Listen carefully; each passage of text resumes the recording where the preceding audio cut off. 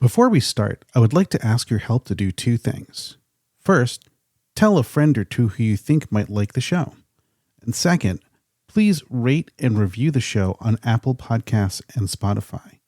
The more reviews the show gets, the more likely it will even appear in search results. Thank you, and now on to the show.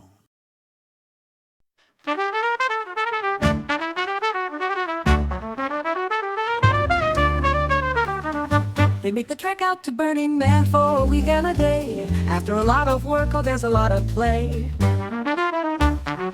Party, party, party, drama, drama, drama, bitch, bitch, bitch. Year after year, they come back to scratch that itch. They all say their lives have been changed. After many years, lives have been rearranged. That change is what this show is all about. You'll see the impact of Burning Man up and out. So sit back, relax, and cancel all your plans. These are the stories about the shadow of the man.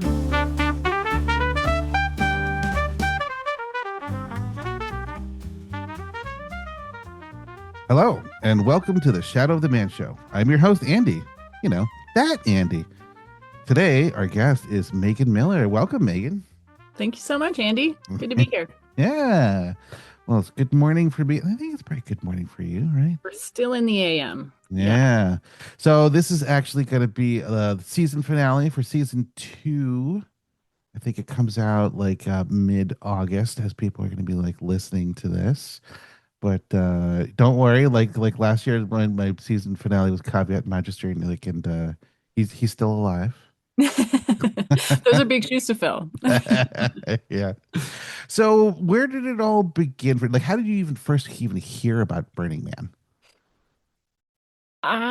It's a little fuzzy, but because I moved to the Bay Area in 2004 or 5, and it was definitely in my, in the general consciousness at that time. And so I don't remember the first time I heard about it, but I do very clearly remember the first conversation I had with someone who had just been.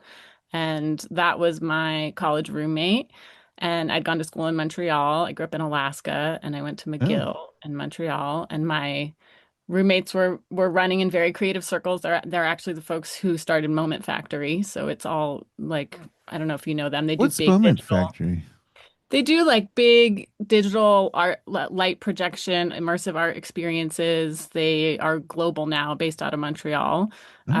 Really amazing folks, good folks to know about. And anyway, my roommate from college was the first person we sat in the Mission in her car, and she had just come back from Burning Man, and I was living in San Francisco, and I had never seen a photo. I had no preconceived image in my mind, and she just described this place that she had been. And And described and wouldn't yeah, stop. she had a lot to say about it. And we were like, what is all this dust that's on everything? Like, Yeah, I mean, the way she described it as a city in the desert, and the dust and the lights and the music and the art and the people, and I very quickly formed a vision in my mind of what it was and what it looked like and what it felt like. And I can still remember exactly like what came into my mind and then how different it was from what it actually was. But so that was 2005, and that planted a seed for sure, but I didn't go right away. so what was the picture that was in your mind that you thought?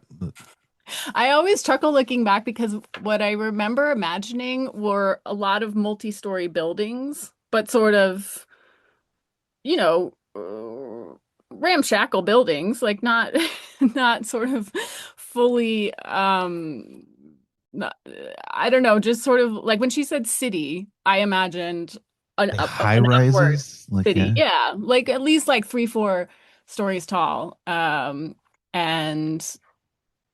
yeah, so I always sort of chuckle that's what came to mind. I'm just But imagining some like shanty town that's like multi-story.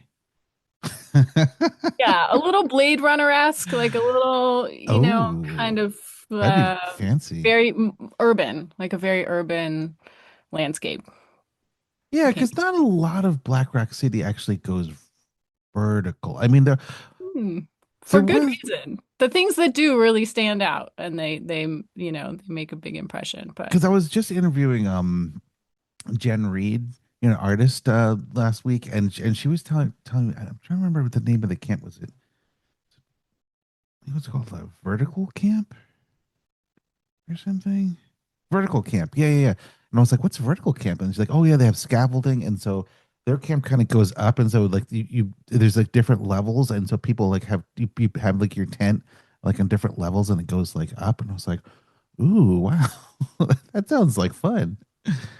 yeah, I don't think I've ever seen vertical camp. The closest thing that came to sort of matching the image I had was Root Society in circa like 2010, 11, 12, maybe. That was a big dance camp. Mm-hmm. And they definitely had like multiple levels of scaffolding that you could climb up, and I remember thinking like, now this is what I imagined.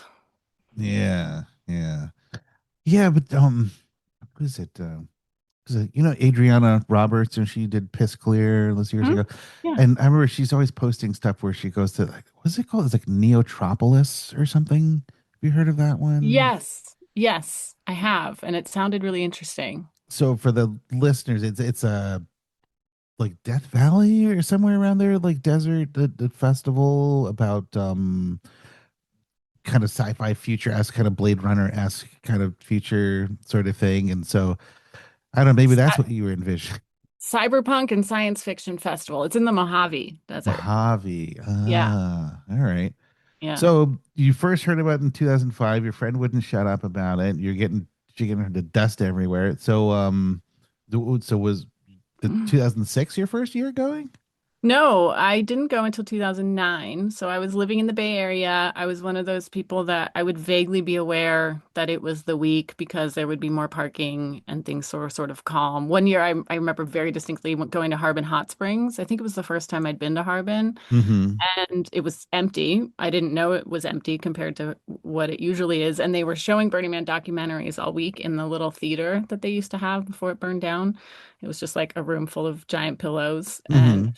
I was by myself in that theater, and I've got to look up. I should have done that before today, which documentary I watched, because that was the first time. I remember there was this scene where the somebody opens their truck door and the dust just falls out of the truck, like they had left their windows open, and the truck was like full of dust.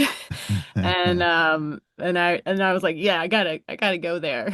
Um so I don't know, that may have been 2008, but by 2009, I had an aunt who was going, and a crush on a guy. So they were Mm-hmm. both going, which made it much more compelling and felt urgent suddenly that I Uh-huh. make my way to this gathering. I had friends who'd been going since the 90s, and my actual sort of going to Burning Man's story is a little crazy because I thought I couldn't go. I was working at the time for Senator Barbara Boxer. Oh, okay. I was a field representative for Northern California, so I represented her from 8 counties, from San Francisco to the Oregon border, and was just kind of like her eyes and ears in the community, was constantly out in different communities, and seeing what people were doing with public land and public funds. And so I thought there's no way I can ever go to Burning Man because it was during a congressional recess. So it was a time that the senator was usually in state in Mm-hmm. California, and we were often doing events with her. And it just felt like, well, that's an impossibility. And then one of my colleagues in the office was like, actually, your predecessor went to Burning Man on behalf of the senator. Like, you should reach out to Burning Man and Ooh. see if you can go. And so On behalf of the senator. I like that. yes, in sort of an official capacity, because obviously Burning Man has a government relations program. The organization needs to develop good government relations at all levels Ah. of government. And the senator needs to know what's happening on public lands. It's one of the largest events on public lands in the country. And so this was literally, the event had started. The event had already started. It was Monday of event week. And I Mm-hmm. emailed Ray Allen, who was the general counsel at the Mm-hmm. time for many years. I didn't know that's who I was emailing, but it was probably like government at Burning Man or something. Mm-hmm. And I just was like, hey, I hear that, you guys like having representatives from elected officials come to the event. Let me know if that's possible. And I To this day, can so clearly remember sitting at my desk and opening my email, I think on Tuesday or Wednesday. Hmm. It might have been Wednesday of event week. And the subject line was like two Black Rock City, something Black Rock City will call tickets or whatever. And the Hmm. email was like, there's two tickets waiting for you at Black Rock City will call. And I was like, I'm going to Burning Man, like now. Like, get your ass out here. It's Yeah. Wednesday already. Like, what Yeah, a totally not the way I now, recommend people go to Burning Man for the first time, but I immediately w went right over to Craigslist and posted that I had a ticket and I needed a ride. And was there someone that could give me a ride to Burning Man? And I had many offers within an hour. So, wow. Wow. yeah. Well, I mean, this is 2009, like before it hadn't sold out yet, right? No, that was 2012. It had not sold out yet, and Yeah. you could buy a ticket at the gate, but for whatever reason, I was compelled because I had a free ticket. That's kind of like, I don't know, a very like kind of romantic notion where you're just kind of like, it was like at the very last second, you know. It also kind of borderlines the classic kind of nightmare scenario. I mean, most people, I think it's like you know, it's like I'm in a class and there's an exam and I'm like, is the final exam? And you realize I hadn't been to any classes and like, you know, the classic stress dream. But like, I know I've had this dream. I've heard other people where it's just like you're at Burning Man and you have nothing and you're just like, what why am I here? I didn't even pack anything. Like, I don't even have a tent. You know. So that comes dangerously close to the Yes. nightmare of the The just way it's like, it mhm. The way it unfolded is sort of both. Like it felt magical and everything worked out, and I was a total shit show and completely unprepared. So mm-hmm, both were true. I printed out the survival guide in my office at the senator's office and brought this like book of paper to read on in the car on the way mm-hmm. to the event. I didn't read it. I mean, I probably skimmed a few things, but uh yeah, found a ride and I'll never forget showing up at her house. So now this was Thursday night. She had gone to get us some supplies. I remember her calling me and being like, I'm getting you Q-tips and baby wipes and water and stuff. Like, you're gonna want all this stuff. And I was like, all right, whatever. I went to my friend's house to borrow her tent, and she also started throwing weird clothes at me and like an aviator cap. And I was like, I don't need this stuff. Like, I'm going camping. I grew up in Alaska. I know about camping. I have my camping backpack and my one little cooler. And she was like, just bring it. You might find yourself wanting to put on these sequin pants or whatever. And so I did. I stuffed them in my backpack and went over to that woman's house. I don't remember her name. I remember her house in Glen Park, and I'll never forget showing up with my one backpack and my tiny cooler, and she had her entire garage was like bins and bags and all the stuff and stacks of things, and the music was blaring and she was in go mode, and I thought she was crazy. Like, why are you bringing all this shit? We're going for 3 days to go camping. And boy, was I glad that she gave me whatever things she gave me. But we we drove all night. She listened to horrible techno music, and I tried to sleep through it. And we I'm got to just Black Rock getting you like City. prepared for what your I eventual mean, experience. she wasn't wrong. It was it was an induction. And yeah, drove all night. I slept through like Reno and Wadsworth and most of 447. So by the time I woke up, I think we were basically on Gate Road. And I have this very like I didn't, I went to sleep in Sacramento and woke up Hmm. in this Wow. place at sunrise. And Wow. Magical. yeah, it was life changing. I mean, the whole thing ever since has been completely life changing.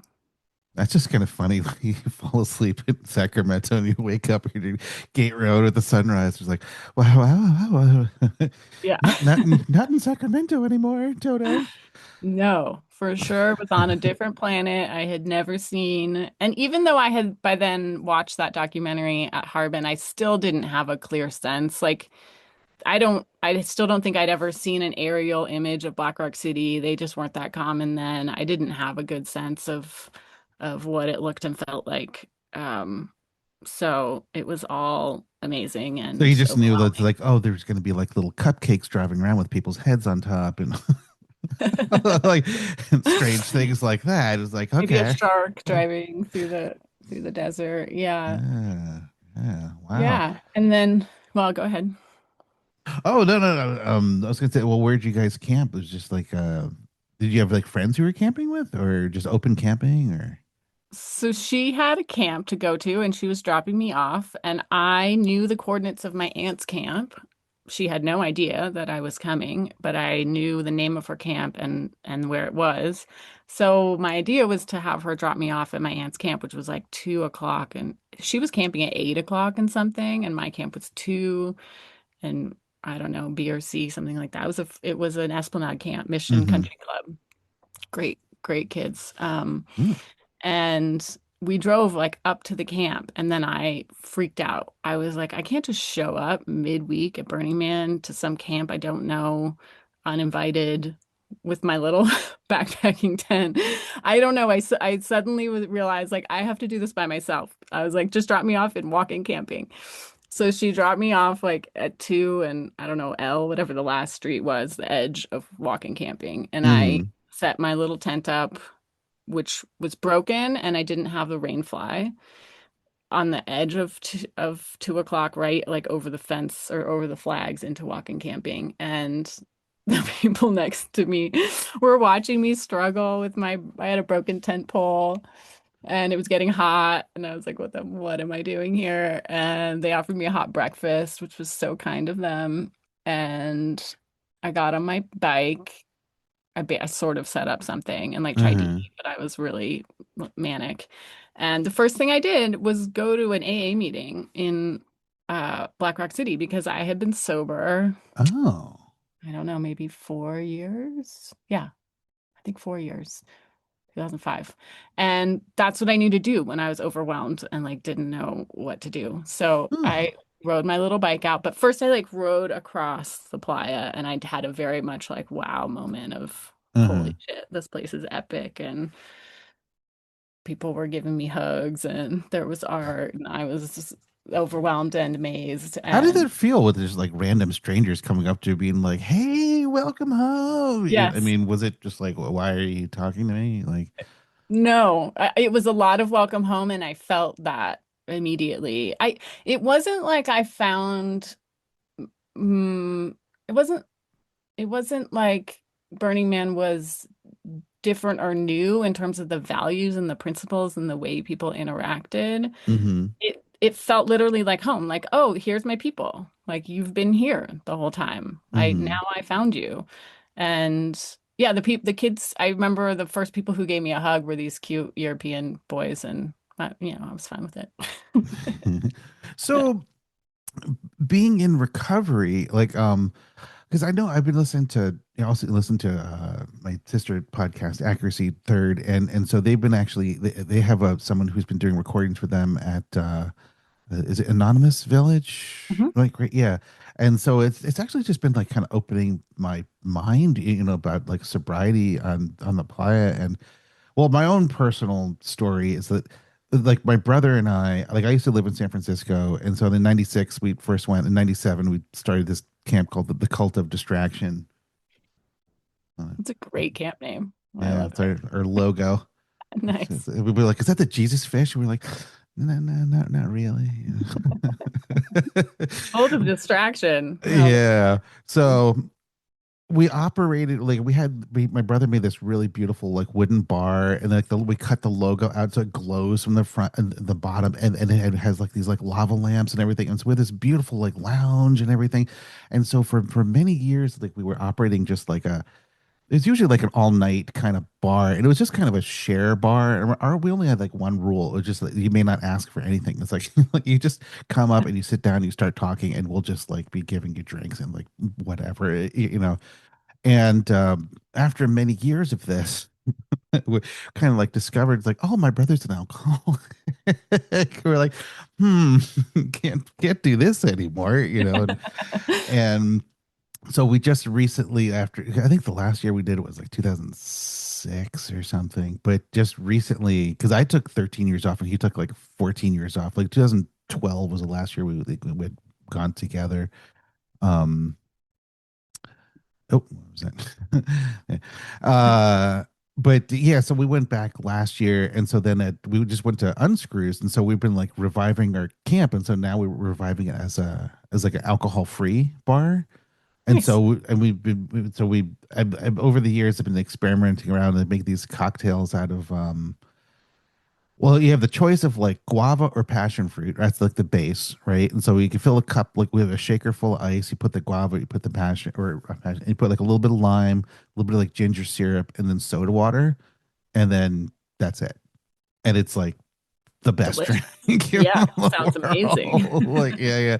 And if somebody has a flask and they want to put some like rum or whatever, like you could do whatever you want with, for like your own thing, But yeah, that was just kind of the thing. I was just like, oh, how can we go back to Burning Man? How could we do like what we did, but not involve alcohol and like last year was the first year that we'd both gone back together. I'd gone back the year before that, but and I was just telling him, I was just like, it's like it's a whole brand new thing. It's like it's awesome. It's like you can go to Burning Man and you go to bed and you get sleep and then you wake up and you feel great. And then by like when Wednesday comes around, it's like remember how we used to feel like we were like just zombies and hating everybody and hating the world and everything. It's like you actually feel great. Hmm. And it Hmm. was an entirely different experience. We're just like, wow, like I'd never seen this side of Burning Man before. But just like going for the Yeah. first time to Burning Man, like not really knowing many people. I mean, and like I said, being 4 years in like in recovery, I mean, how was that for you? I mean, that must have been trepidatious. You're like, I don't know, where am I going? Yeah, I think I had sort of just discovered festivals that summer. I had gone to Lightning in a Bottle for the first time, and I had gone to Wanderlust, I think it was called. It was in Lake Tahoe and it was music and yoga. Mm-hmm. And so I had kind of gotten some practice and I went with other sober friends and had practice being in those environments. And I had the same sort of awakening, like, oh, I was a party kid. I was a raver in my college days. I knew what it felt like to do too much and go over the top. And I was like, wow, I can party for 4 days and stay up late and do all the things, but also not feel like shit and remember everything and not regret anything and like have a great time and really Mm-hmm. feel the music in a different way. Like I really would A different experience, experience, yeah. yeah, a really different experience. So, yeah, that was what I knew. And it didn't, the fact that was a sober camp on Playa was definitely kind of like, okay, I can go there too. Like there's an anchor, there are other sober people. As long as there is that space in any space, I can show up and participate in How the did way you that I find participate. them?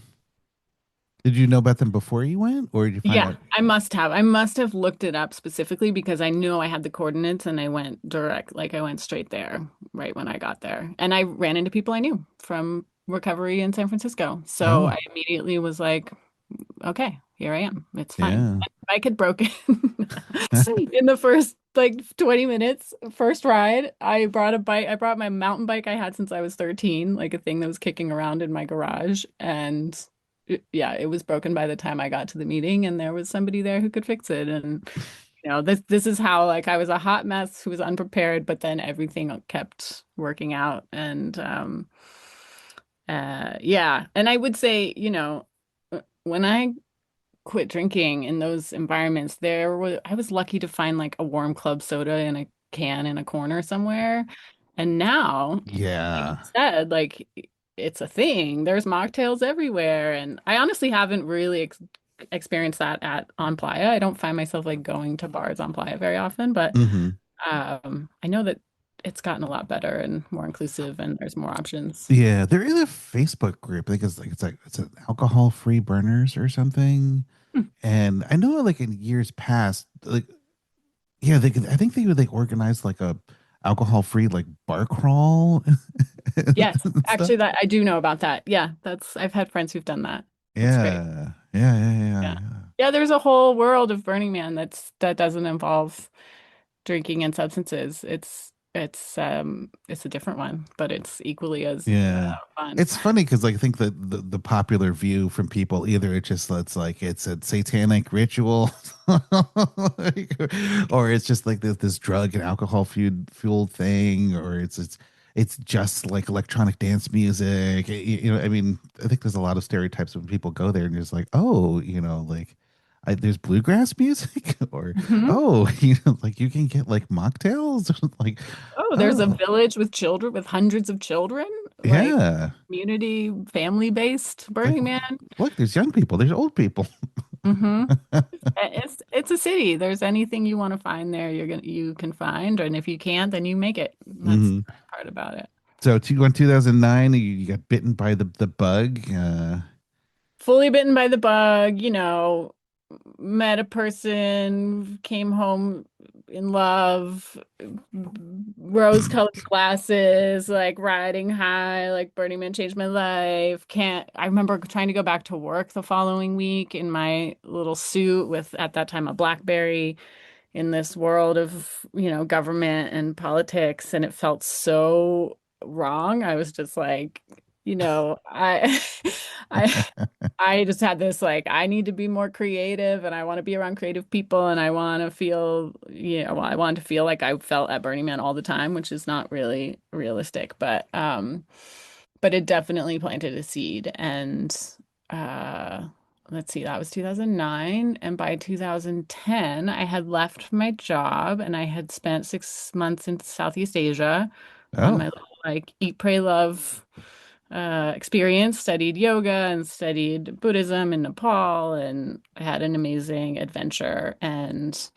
was like, this time I'm going to do it right. I'm going to join a theme camp. Actually, that was 2011. 2010, I went back for like also a short time. 2011, I was like, I'm going to do it right. I'm going to do all in. I'm going to join a real theme camp. I'm going to be there for a build. I ordered my Kodiak tent from a cyber cafe in maybe Vietnam. I can't remember where it was, but I was like preparing. It was June, and I was like, this time I'm doing it right. So I got on a build crew and I went out for build week and I, built stuff and made stuff. And that was like the first year I really experienced like the full thing. And then quickly after that, 2012, so I had left my job. I didn't know what I was going to do. I was still living in San Francisco.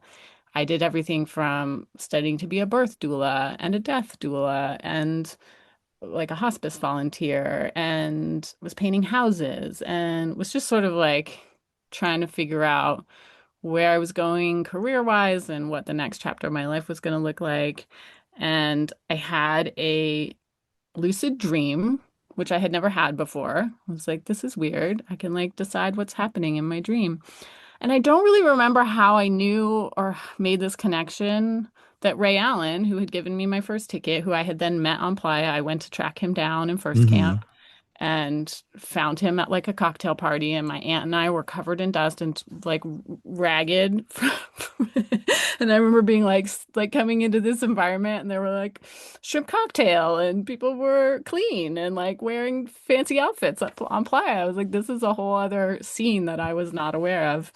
And anyway, had thanked him and created some sort of, friendship with him. And he had, um, in my memory, had been to a lucid dreaming workshop or something. Anyway, I asked to have coffee with him, or we decided to have coffee. We had coffee at Sight Glass down in Soma.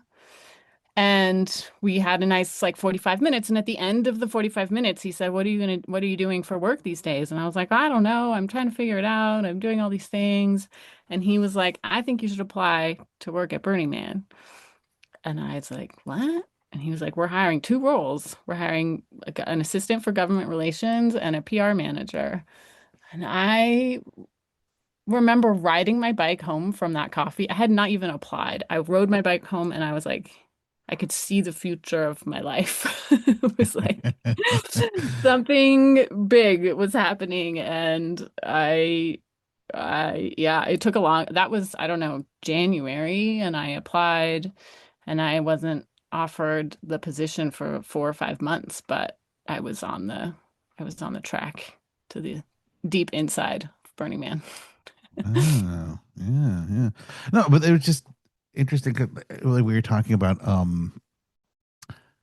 being like a government like or like liaison or like working for the government and like what a great excuse that is like to go to Birdie Band. It's like no, it's for work. You Yeah. know, like and then I'm like, did you actually do anything on the play like related to that? I Or did go on an external relations tour, uh which is the name of the program that Burning Man runs to show elected officials and uh related folks kind of what we do and how we do it and why it matters and why it's not all the things that you said that people think it is.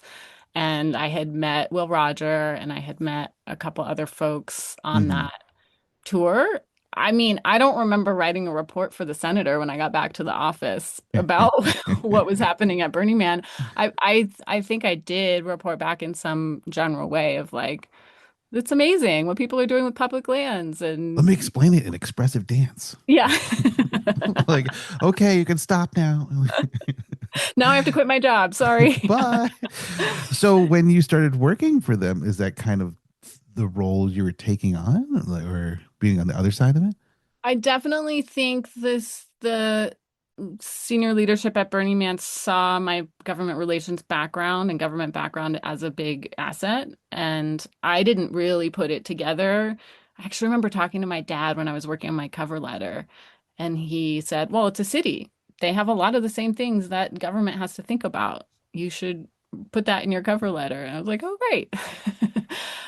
Yeah, yeah. So it's true. It's Like, totally true. definitely a Yeah. lot of that experience. I had worked on political campaigns and I had worked for nonprofits and I had worked for the federal government for 4 years. And it gave me a lot of helpful understanding of different stakeholders and different priorities and how to communicate about things to different audiences. And um, yeah, the role I applied for was designed and described to me to report to Andy Grace, who Okay. had built the communications team and was like a rock star in Burning Man lore. Mm-hmm. And between when I applied and when I was hired, I don't know when she actually decided to leave, but she left. And so the role was most elevated from what I had thought I was getting myself into kind of overnight. And it was June. And so Andy was gone and the event was in 8 weeks. And I was managing Media Mecca and BMIR and Oh, a huge amount of what was happening on Playa and a complex communications team and press relations and all of it. And it was a wild, like, trial by fire for sure. That yeah. I was first. gonna say, like, how did you land into that hot like frying pan? I mean, because it's like, I mean, had you even been volunteering with any department? I mean, did just this fresh face show up and all of a sudden it's like, BMIR and Media Mech and everyone's just like, wait, we're reporting Who to are you? who? Like, who are you? It's like I've been going to Birdie Band for a couple years now. Yes, I was most definitely fresh-faced and yeah, so many people around me had been volunteering for years and years, and I, was hired as an outsider who had a resume and some skills, but I did not have any, real Burning Man context of any kind of depth. So I learned a lot. Thankfully, Will Chase, who was on my team, was so kind and warm and welcoming and taught me so many things. And Mm-hmm. Leanna Mariglia, who was managing Media Mecca at the time, also incredible. And thankfully to them, I was able to kind of get my footing, but it was very stressful. It was very Yeah. exciting, very stressful. So did you start day number one? You put like the Noriega hat on, and you're just like, new sheriff in town. Not my style. I'm gonna burn everything down and fire all your asses. Like, I was like, please tell me what's going on. I'll listen to everything you have to say. yeah, no, that's What the should we the be doing? way to How do should we be it. doing it? Yeah, Yeah. yeah, like defer to the people. Like, I know you've all been doing this for years, so I will listen to you. Yes. Absolutely. Absolutely. Yeah, yeah. So that was 2012. Are you still in the same role, or? I was with the organization for 12 years and served as the first communications director through so much amazing growth and change that the switch, it was kind of funny. I had worked in the nonprofit sector quite a bit, and I was so Hmm. excited to come work for a straight up LLC. I mean, it was Hmm. not a typical LLC. We were not really managing, for finances as the goal, but right after I arrived, they were like, "We're transitioning into a nonprofit." I was like, "Wait, what?" Okay, I actually know that world, so I can be useful. So the transition to the nonprofit, the move of the headquarters into the mission, the really intense global scrutiny, selling out for the first time, all that hubbub was part of the deal, and I feel really grateful that I got to be there for such a time of growth and change and challenges and global opportunities, the growth of the regional network. I got to go to Burning Man in different countries. I got to represent Burning Man on global stages. I spoke on behalf of Burning Man in Turkey and Japan and Wow. Argentina and Europe. I mean, I had an incredible experience working for the organization, and I'm so grateful for all of the things that I was able to learn and grow and do. And then it's just about 2 years ago, July Hmm. of 2020. What are we in? 2024. I felt like my ride had come to an end, so I left the organization, yeah, just about 2 years ago. Wow. What are you doing now? Many things. I've got a lot of balls in the air. I was really fortunate to get to go to graduate school in the last couple of years that I was working for Burning Man. So I got a master's in cities from the London School of Economics, Hmm. and I focused on creative placemaking and art and culture and urban development, and have been really focused on like how do we bring some of what's best about Black Rock City into year-round communities and urban spaces, and how do we make it accessible to people who would not otherwise ever get to go to the event. So that's been kind of the driving force. And the biggest example of that I'm working on is the Western Lights Festival, which, have Hmm. you heard of What's it? no? What's that? We are going to have our third event in February of 2027. It's a all free community festival here in Reno, where we shut down streets and take over downtown, and we have large scale interactive art and music and food and a lot of the shenanigans you might find on Playa, but happening in a city urban space with all ages and all kinds of people and backgrounds for 3 nights in the winter. And it's really fun. Ah. We had 70,000 people show up for our first event last year, and the same this year, which was a feat because it happened during an epic record-setting snowstorm. So it was a very interesting and challenging build and a magical scene when we finally got things off the ground. But Is this in Reno? this is in Reno. Hmm. The Western Lights was seeded by the city of Reno using ARPA funds, COVID recovery funds, Hmm. because Reno looked around and felt like it was time to create kind of the next legacy event for the region, and went and studied light art festivals because they can be a great economic driver. They're fun. The community can get involved. There's, Blink in Cincinnati, and there's LunaFet in New Orleans. There are many of them all over Europe. Europe's way ahead of us with the light festivals. And obviously it's Reno, and we have a huge Burning Man community, and we have all this Burning Man art, and we felt like this is a really natural thing for this city in Hmm. particular to host. So there was a precedent called Sculpture Fest that happened, Reno Sculpture Fest. It happened for a few years before I moved to Reno, and this is sort of like Sculpture Fest 2.0. And so the city seed funded it, and now we are transitioning into our own independent nonprofit. I'm actively fundraising and looking for sponsors and figuring out how to create a sustainable future for it, because we really want to keep it free to attend. And we grant hundreds of thousands of dollars to artists, and it's expensive to throw a party. So Yeah. we're gonna Yeah. figure out how to make it last. But it's a wonderful project to be a part of. So what kind of like art, or you said like lights festival? I mean, is it just like all like lasers and projection and stuff, or is it like what kind of art with We like? have a lot of large scale sculptures. About a third of the work has been to Burning Man in the past.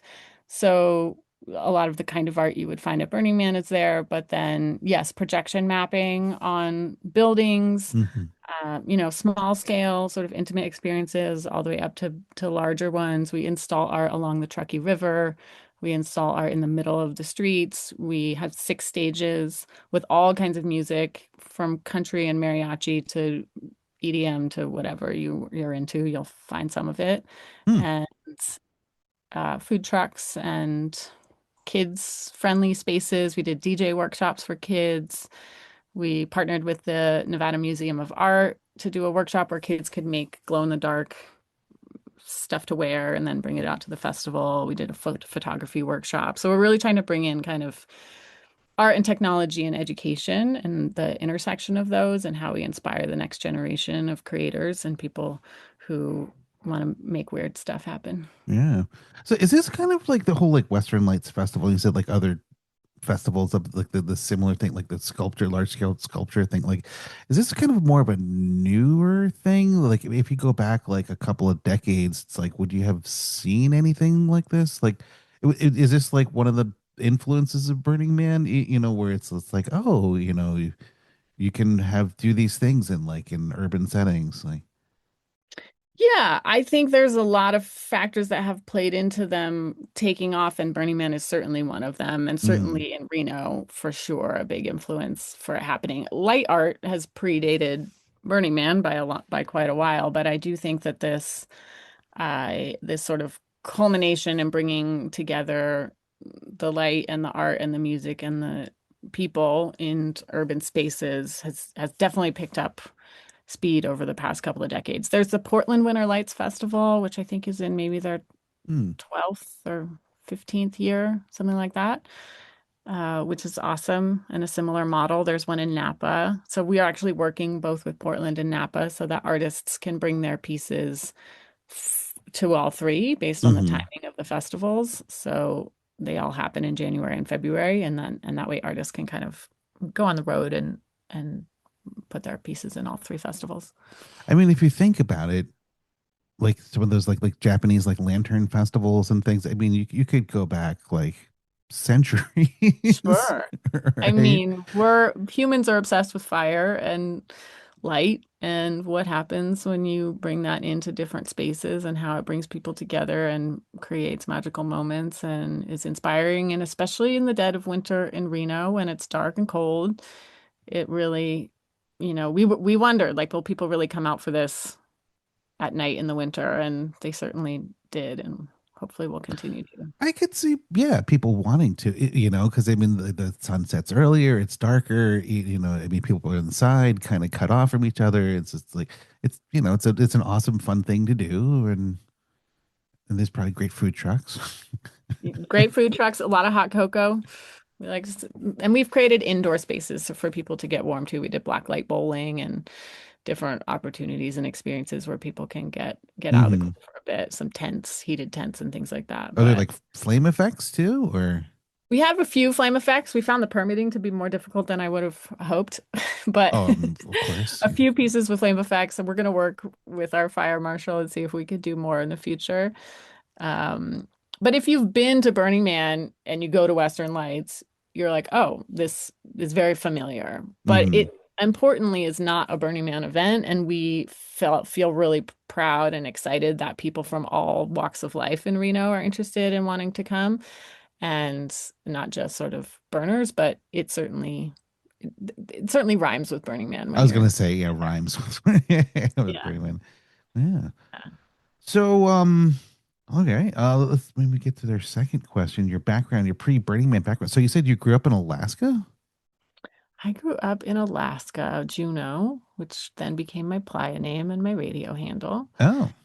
I was born and raised single mom, kind of chaos, but very loving and fun, adventurous childhood. Mm-hmm.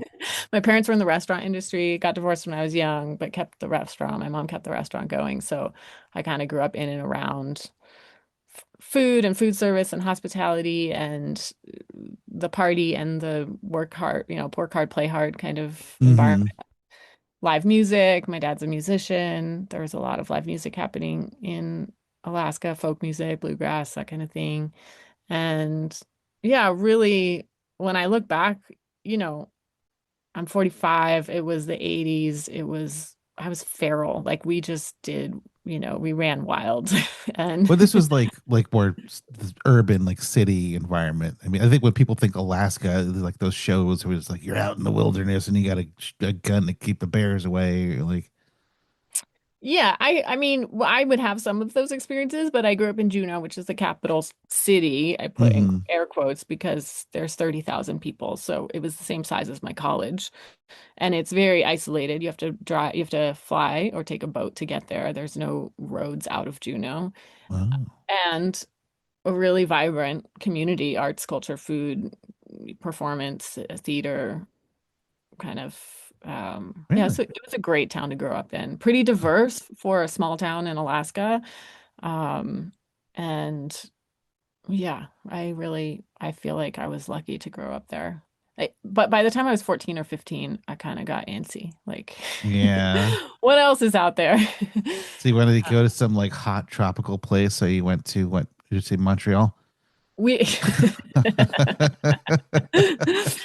we vacationed in Mexico and Hawaii at any chance we could get. And yeah, I did not choose a warm climate for college. I spent 1 year in Connecticut in middle school, and then I went to boarding school for the second half of high school in upstate New York.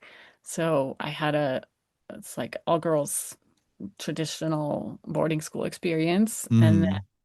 um, and then Montreal for school. Where'd you So go? McGill, you said? yeah. Oh, okay. No, I went to University of Vermont in Burlington, and Oh, so yeah. yeah, I remember like you know because I think Montreal was what 45 minutes away, something like that, and to remember those Februarys like in Montreal, like I mean even in Burlington, just freezing, dark, cold, but probably Dark, cold. yeah. Yes. Everyone always like was saying, you're from Alaska, but I was from the southern part of Alaska, which is more rainy. It's not that intense cold. And yeah, I learned quickly that it was all about having the right clothes and layering. And once you hmm did that, you could actually, be comfortable and have a good time. But it was a rude awakening. I used to pass through Burlington. We would take the bus down to New York from hmm Montreal, or sometimes the train, Amtrak. But uh, yeah, I remember Burlington being cute little Oh college yeah, town. yeah.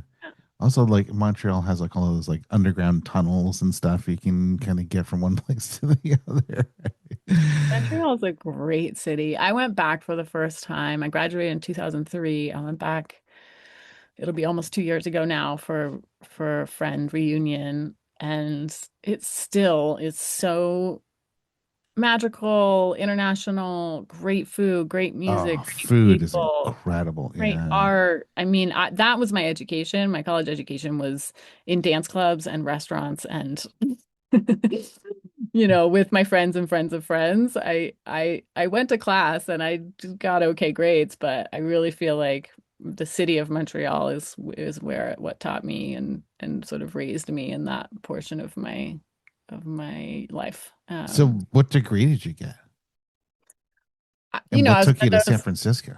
liberal arts people who couldn't choose. I think I was a sociology and I think anthropology, and then I landed on oh my God, what's it called? Cultural studies, and an art history minor, which actually has panned Yeah, out. served Like, you who well. knew? Yeah, yeah. I took a lot of communications classes. I took a lot of like feminist textuality. That was one of my courses. We looked at art and we looked at advertisements and we looked at how the world thinks of itself and Ah. I read a lot of philosophers. It was fun. Man, we don't know how lucky we have it if we are fortunate to go to school and It just not seems have like a to. very pre-Burning, like, a Burning Man preparatory kind of experience, like all of those courses you're talking about. It made a lot of sense in the way my career has panned out, and which is shocking because at the time I really felt like I was just stabbing in the dark, like no idea. I took a history course the spring of my senior year and then had a total breakdown because I realized I should have majored in history. I loved it so much, but I had never taken a history class before. So I remember graduating feeling like I don't know what this was about or if this was useful. Maybe I picked the wrong school. Maybe I should have gone to a small liberal arts school. like so many people in my family did, like I got into and chose this big urban school instead. I panicked. But it has all it has all panned out. And Well, yeah, I why mean, why San Francisco then after that? I was gonna say I would have stayed in Montreal had I been Canadian or spoken French or could have gotten a work visa or any of those challenges, but because that wasn't an option, I felt like, okay, New York or San Francisco. That's where you go or where I need to be. And New York was a little intimidating and expensive, and I had a friend with a couch in San Francisco. So Mm, I mean, San that Francisco, I mean, in terms of like intimidating and expensive, it's like, well, both are kind of expensive. You know, like, New York, yeah, I can see maybe a little more intimidating. San Francisco, yeah, yeah. it felt definitely more accessible in 2004 than it does now. San Francisco did at least. So yeah, I showed up, slept on a couch, got a job waiting tables, and kind of built my world from there. The first job I got outside of restaurants was for a nonprofit in the Tenderloin doing HIV and AIDS prevention and harm reduction Mm, work. And it was intense and amazing. And I was in way over my head leading women's support groups and things that I was highly unqualified for, but it was a scrappy nonprofit and we were doing what we did as well hmm. as we could. And it was an amazing community to be a part of. And actually the guy, the associate director at the time happened to be someone I knew from Montreal, from McGill, and Hmm. had also been to Burning Man. And he was also one of the first people who Mm. told me stories about Burning Man. They used to go on a school bus in like 2002, 3, 4 before I started going. And so he also planted seeds. Yeah, yeah, yeah, yeah. Well, it seems like all of this is like just various steps on the way of like an education, you know, or just like education through life, you know, learn on Yeah, the I feel job. fortunate that I've gotten to live a life that's full of adventure and exposure to lots of different people and ideas. That's one thing my mom gave me early on is we had this big house that we couldn't really afford, so we rented rooms out to different people, and there was an apartment in the basement, and so there was just a constant cast of characters in and out, and she always prioritized travel kind of over other things. So like if we Hmm. had the money, that's what we did. We went to Europe and we went to Mexico and we, got to see how a lot of different people live and approach life. And I've tried to continue that through my life. It's just like really appreciating the Huh. diversity of experiences. So the people who would like rent out rooms, it's like you're just kind of exposed to just different characters who would kind of come and go as well. Yeah. Yeah. Wow. And did you have any like brothers or sisters or anything, or is it just you and your mom? I have a stepbrother and stepsister and a half brother on my dad's side. So my dad remarried pretty quickly after my parents split up. I think well, they got together when I was 3 or 4. They didn't get married until I was 7 or 8, something like that. My brother was born when I was 8, my half brother.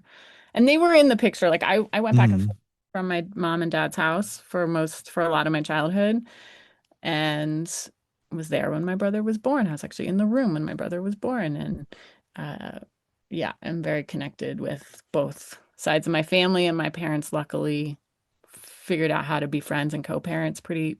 It took a few years, but they really got into a good stride and are continue to be good friends today. So I've had an extended family system Hmm. for a Have long any of time. them? Have you brought any of them to Burning Man?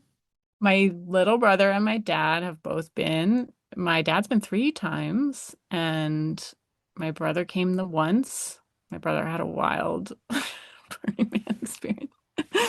My brother was out at some dance club, like theme camp, Esplanade situation, and I don't know what time of day or night, but saw the marathon going by and decided that that looked like a good idea. So Like he right at the just moment? right at the moment.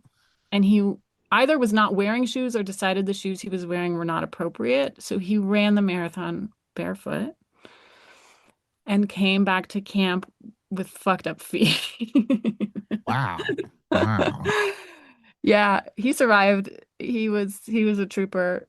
He has not been back. I would love for him to come with his partner and their son. I bring my son every year. They're similar age. I think we could have a very fun family camp, different Hmm. version of Burning Man. But yeah, my dad loved it out there. He's actually coming this next month. We're going Fly Ranch is having a camp out for the Oh. 40th sort of anniversary of Burning Man, and it's a Burners Without Borders gathering. And Hmm. so we're going, and my dad's coming to the mini Wow. Burning Man. I'd love to go to Fly Ranch. I don't think I've ever been out there. Oh yeah, One of you these gotta come years. out. Yeah. Gotta But it's come just out. interesting just to see like the whole like life cycle of Burning Man. It's like I don't know. Through most people I talk to, I think most people like their first experience is like in your 20s, and you have like one very different mode of life, and it's like, I'm going to dance and I'm going to party. I'm going to do that. And then, years go by and you get a little older and well, of course, like I said, like with me and my brother, we kind of went in two different directions. It's like, he just kind of kept going and going in the partying and then realized he was an alcoholic and then just had to just stop, and then like for me, like, my wife and I got married and then we had a kid and stuff, and that's why like I took 13 years off because I was like, well, I gotta, have a family, live a life. And then now that my son just graduated from high school and so I'm like, oh, I'm like just kind of like getting back into it now. But Has yeah, your son, yeah. has your son been out there yet? No, no. I mean, because when so he was born in 2008. I kind of retired from doing all the regional stuff here in Hawaii because I started the Hawaii regional in 2002. And then in 2012, I retired. And so when he was like, yeah, like 3 or 4, we were like, I was kind of hauling him around, like doing stuff, like our own little like festival things here. But, it's always kind of a timing thing, like with school and everything. And now he's going off to college. I'm always kind of like, well, it's high school. This is an important year. You can't miss that. And then going to college. Well, it's your first year of college. You can't miss that. I'm like, well, also coming from Hawaii, it's a little like logistically Oh yeah. challenging. I'm It sure, like Alaska or coming from overseas. It's the same kind of thing.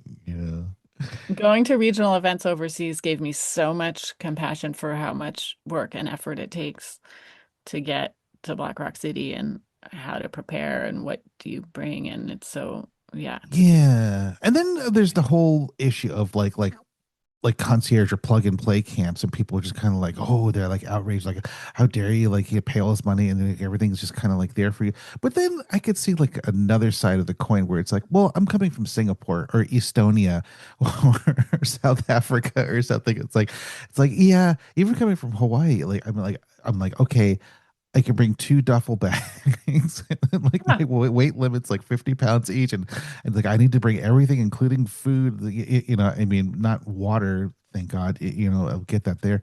And I'm taking the bus and whatever. But it's being able to like have a place, a camp, where things are kind of set up and you can come and land. I mean, not everybody's driving from like, Reno or San Francisco or even LA or the Southwest or something, or even like New York City, like they have, or Boston, they have a container and you can go for like $100. You can put some of your stuff in there and it just like shows up on the playa. Hmm. But, Yeah. My very closest friend and his husband are coming from South Korea. This is their second time. They came for the first time 2 years ago. And it's so interesting trying to help them prepare and sort of the timeline they're on and needing to they need to like figure out all the details now. And I'm sort of like, hmm I don't know, we'll just figure it out. We'll just figure out when we're going to Playa and how we're getting there. We'll just figure it out. And he's like, Megan, yeah. I my timeline is different than yours and like what I need to figure out is different and anyway it's been really interesting and trying to help them but yeah I Well, really appreciate it like okay there's a spectrum here of DIY to complete plug and play and it makes sense to engage in different places for different reasons for different people. oh, yeah, yeah.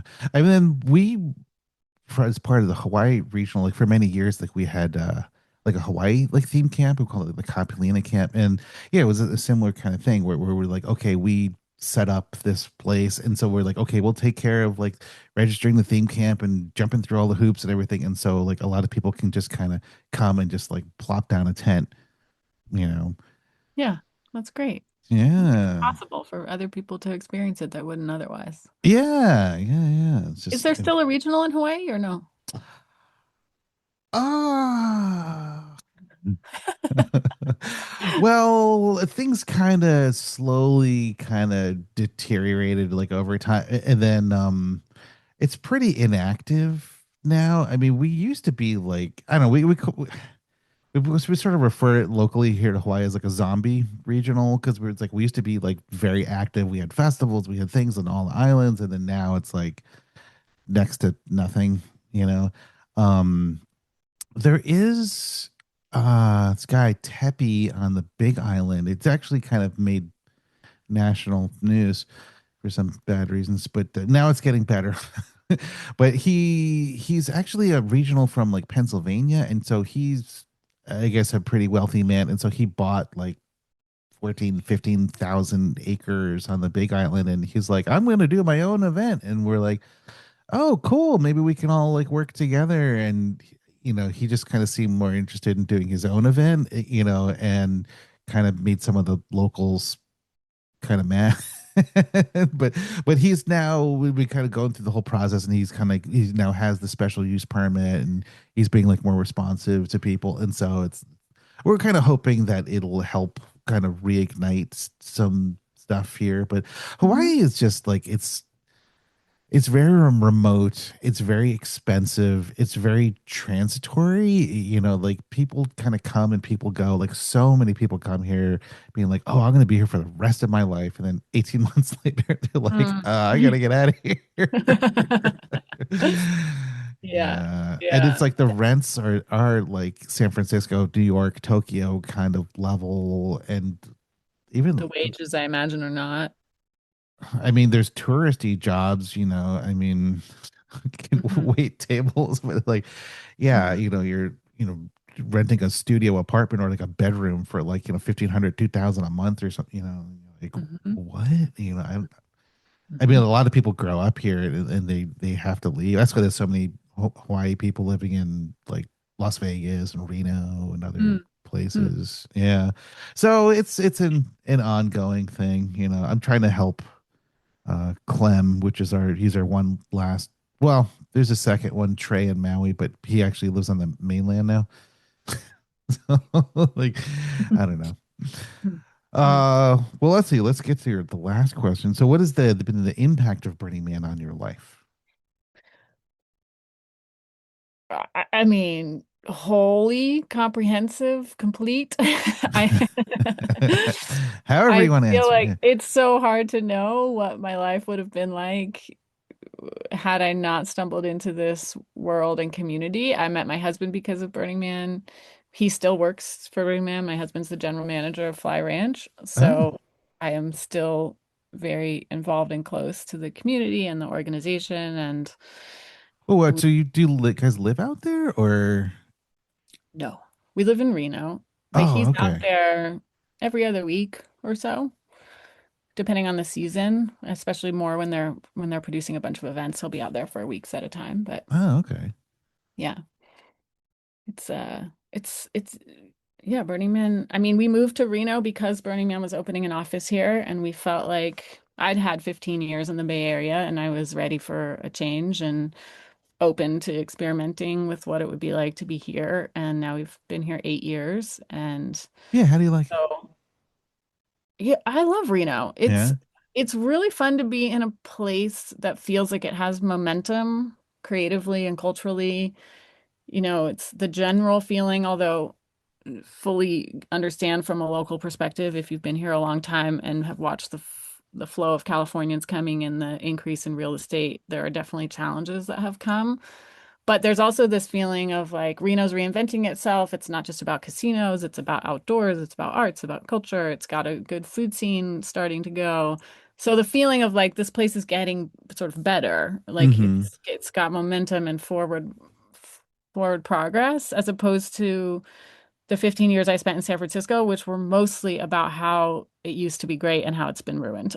So I really enjoy this like mid-sized American city situation where you Hmm. can have a big impact, the bar to starting a restaurant or starting a business or an event or anything is just it's so much lower. It's the government here is like really trying to help people be entrepreneurial and creative and start a thing. And so, yeah, I've really enjoyed it. I don't know if we'll be here forever, but it's the quality of life is really high. Lake Tahoe is close by, the Black Rock Desert's close by. It's Hmm. got a really great community, and um, I'm really happy to be here.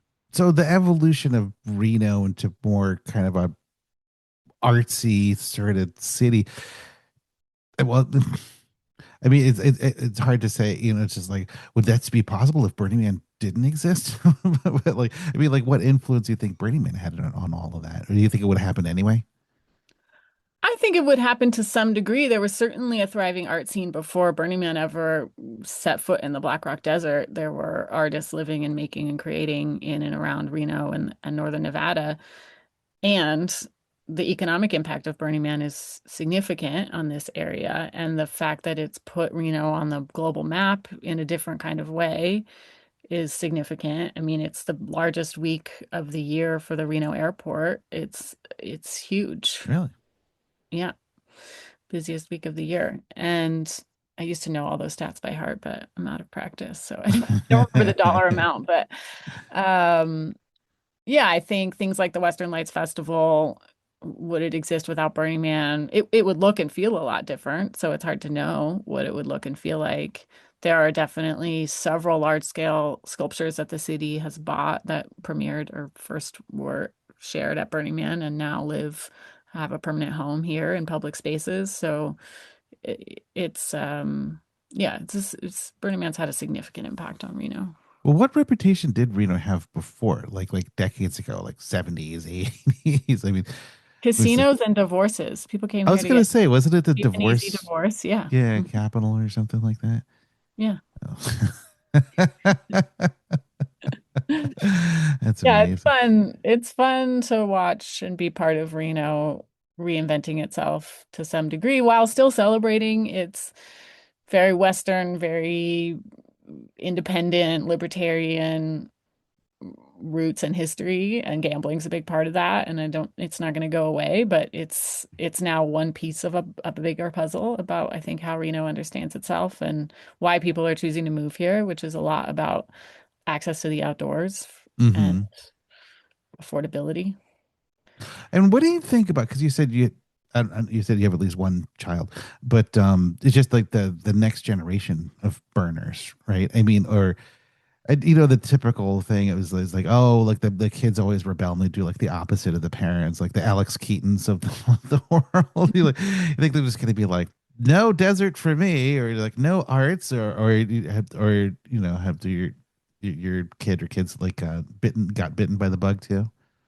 I have one and he's 5, so it's a Mm-hmm. little too soon. It's so woven into his experience of life. He's been every Mm-hmm. single year since he was in my belly. He doesn't it's a place and a thing he looks forward to, but it's also a community of people and it's infiltrated every part of his life. Mm-hmm.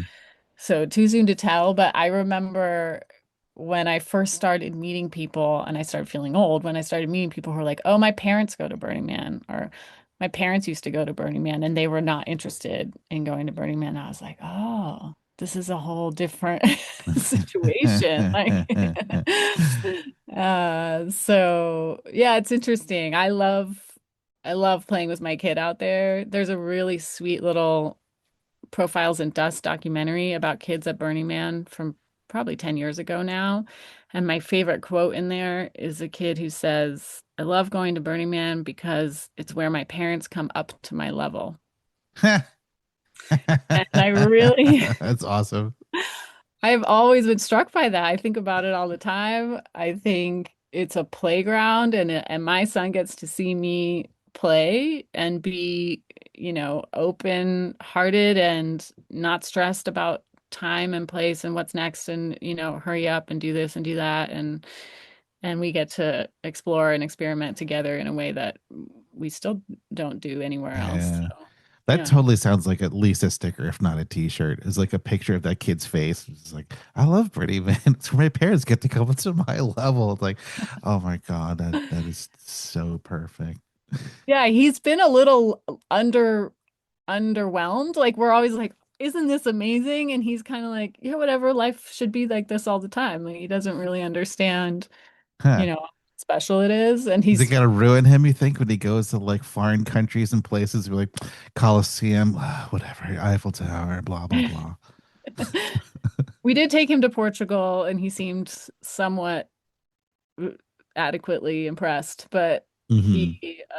he's a little jaded burner. We were at a burn at Fly Ranch last year, and it was the effigy burn. It was Saturday night. It was a really cool effigy Hmm. of a horse that integrated like natural elements. It was beautiful. Maybe 100 people there, and it's Saturday night, and we like go to get up to the burn, and we're in the front row, and he's like, "This is boring." What else you got? Let's go back to camp. And I was like, all right, I've seen a lot of effigy Yeah. burns. I don't need to stay. So we went back to camp and ate potato chips. And there's pictures of him with like the burn, like way back in the distance. And he's just like eating his chips, chilling.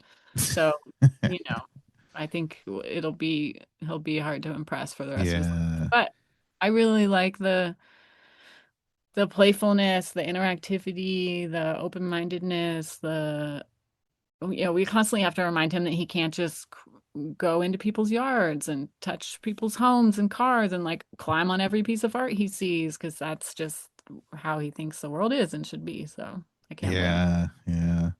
So as part of my project, I'm just trying to. I mean, the whole idea is like is like what is the impact of Burning Man like over time on people, and I'm trying to like building in like equity from like the ground from the foundation. So it's like I have like 50% like men and women, and I've had black burners, I've had people from other countries, I have people from like everywhere, and so I'm just trying to like sample, like people from like from everywhere. And so one of like my areas where it's like I haven't quite explored yet was definitely was like the younger burners, like and even like under 30. But also another thing was like what we're talking about, like people who've grown up. Like this is one of my like my holy grails is like I want to interview and I already know like at least three or four people like this where like they're now young adults, but their entire life. Like my friend God, what was his name? He's been working the DPW for years, and I remember like him and his, I think with his girlfriend or wife, that like had a baby, and I actually have pictures and video of like the kid was like maybe 9 months old, crawling around in the dust in the playa, like naked, like crawling around in the dust, and I think he's like maybe 20 years old now or Yeah. something. I was just like, I want to talk to people like that too. We're just it's like what I mean. Okay, the whole second question of like pre-Burning Man experience. Okay, that's out the window. Right. It's like Yes. because that's a whole other experience. It's like what's the influence of Burning Man in your life? And I might take a beat to just be like, well, I don't. My whole life has been Burning Man, so Hmm. Yeah. I think it's an interesting worldview to grow up in and I have a couple names I can give you if I'm sure you're talking to people, but well, I always would love more. Yeah, yeah, yeah. All right, I think yeah. my I mean, I time would is. just say that in terms of how Burning Man has affected my life, there's obviously getting to be a part of a community of people who have a similar kind of value set, but then there's just the fact that I met my husband Mhm. because of Burning Man, who also worked for Burning Man, and now we have this kid. It's so fundamentally has changed the trajectory and in so many ways. So I yeah, mean, I'm it's your really whole community, right? I my mean, whole community. And this year I'm working on an art project for the first time. And 17 years in, I decided I've done a lot of things. Theme camps obviously worked for the org for a long time. I've volunteered on lots of different teams, but I've never built art for Burning Man, which feels like a real big ah, part of the experience. And I'm really excited about this piece that we're building at the generator. The artist is named Gazelle Dasty, and I think you might talk to her. yeah, yeah, yeah, yeah. She's incredible. She's got a real huge creative vision and is sort of on a mission to share Persian culture with the world and help us understand, it's our version of what we think of Iran is only very one-sided. Mm-hmm. And so this piece is 23 feet tall. It's called Zarvan. It Wow. has like Persian rug motifs. It's steel.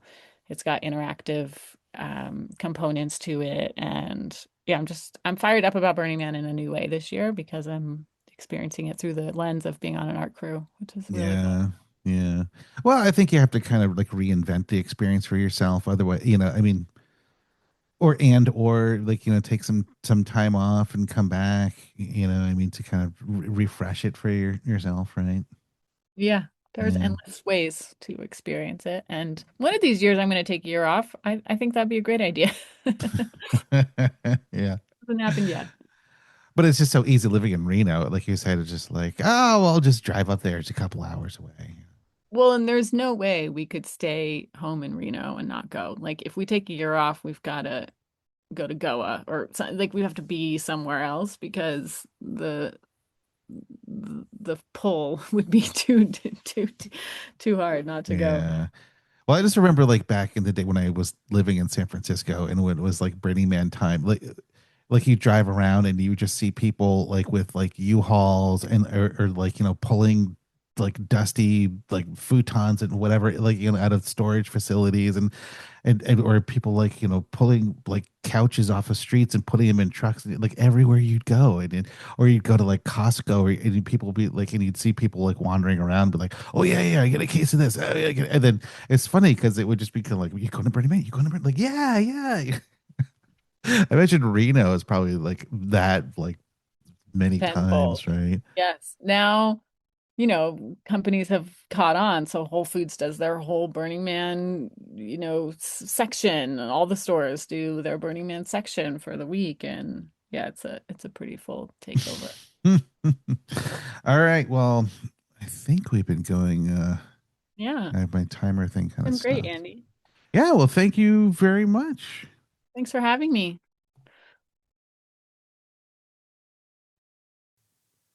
Thank you for listening. If you enjoyed this show, please subscribe, rate, and review it on Apple Podcasts, Spotify, or wherever you listen.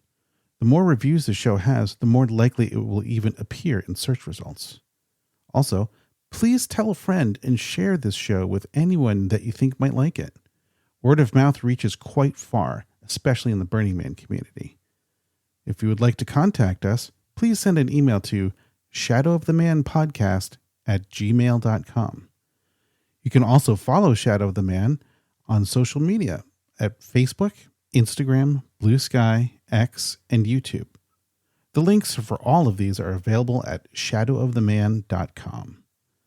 Feel free to use any of these social media accounts to provide any feedback you might have. Your thoughts on the show are greatly appreciated. Thank you, and see you soon for a new episode of The Shadow of the Man. Thank you for listening to this latest show. We have to make another one, so gotta go.